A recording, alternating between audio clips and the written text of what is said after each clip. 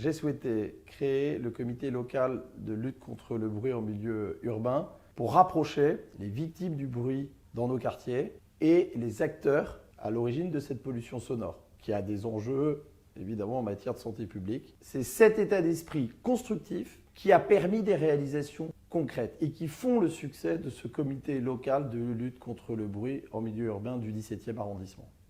Le comité local de lutte contre le bruit a participé pleinement à la résolution de différentes situations. Ici, au cœur du parc Martin Luther King, pour alimenter une centrale à béton, une ligne de fret ferroviaire a été remise en circulation à des horaires incompatibles avec la vie de quartier. Grâce à l'intervention du maire du 17e et en lien avec le comité bruit, nous avons réussi à trouver des solutions pour une adaptation de cette activité.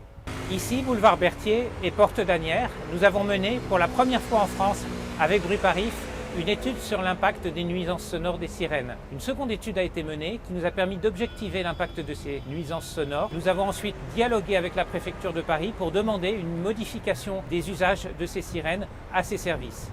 Ici, le long du faisceau ferroviaire Saint-Lazare, le comité bruit a permis un dialogue entre la SNCF et les riverains qui a conduit à une étude vibratoire et sonore qui a ensuite permis de réaliser des travaux sur une voie qui était jusqu'à présent très ancienne.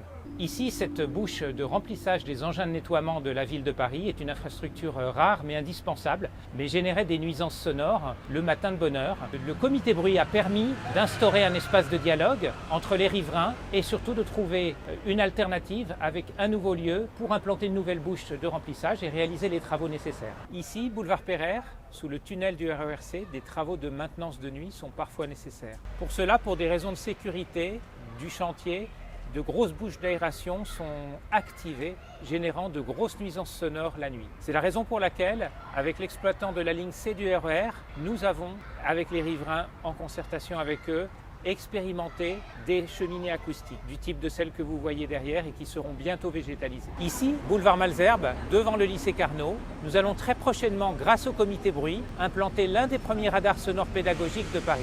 Merci au Conseil national du bruit qui a primé au décibel d'or le comité local de lutte contre le bruit du 17e arrondissement.